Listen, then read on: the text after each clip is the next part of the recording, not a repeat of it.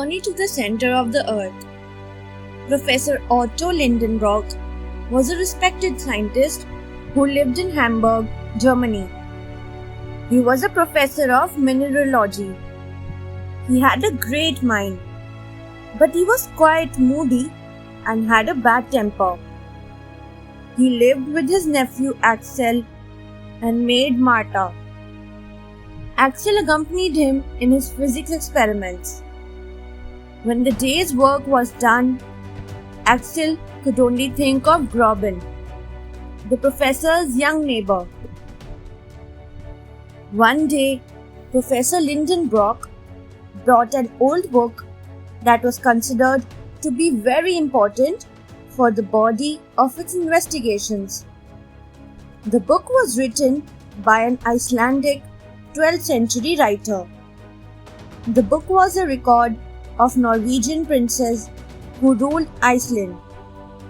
It was written in runes, the language previously used in Iceland.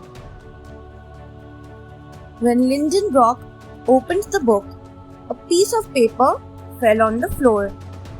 It was a secret message written on the old parchment. That piece of paper would lead him and Axel to leave for an unbelievable adventure. They tried to decode it. The professor studied the code on the paper day after day. He got so involved in his work that he hardly ate anything, and Marta got worried. Professor Lindenbrock discovered that everything was written in Latin, and he found the name of Árni Saknussemm, an alchemist from Iceland. The message was actually a map that showed how to travel to the center of the earth. Excitedly, Professor told Axel about it and asked him if he would like to accompany him on the grand adventure. Axel was reluctant, but Grobin told him that he should go on the excursion. Grobin packed Axel's bags and promised to marry him when he would come back. Lindenbrock collected all the tools and objects to carry with them. He also took some weapons, and they left for Copenhagen to catch the flight bound for Iceland. During their trip, Professor Lindenbrock and Axel traveled by horse carriage, train, and boat. After many days on the road, they finally arrived at their destination, the Snæfellsnes Peninsula of Iceland. Waiting for them in Iceland was Hans Jelke, a tall and strong explorer. He would be their guide and accompany them on their trip. The next morning, the three explorers started towards the Snæfellsnes. It was a long and dangerous journey. On their way, they came across a small village that comprised 30 little houses. This village was built on lava. They lived with a priest but wanted to leave soon. Hans hired 3 men who would take their luggage to the bottom of the crater. That night, Axel had a dream about an erupting volcano. Lindenbrock calmed him down. After a few days, they left the priest and started moving towards the Snæfellsnes. Their path became harder. They reached Skartaris and started moving downhill, and they reached the bottom. They found the name of Saknussemm on a pole. The next day, they reached a crossroad. There were 3 different passages. In order to know which would take them to the center of the earth, they had to wait until break of dawn.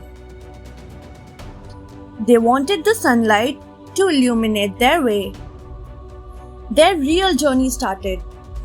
Lindenbrock, Axel, and Hans descended into the volcano through a deep cavern with the help of the rope.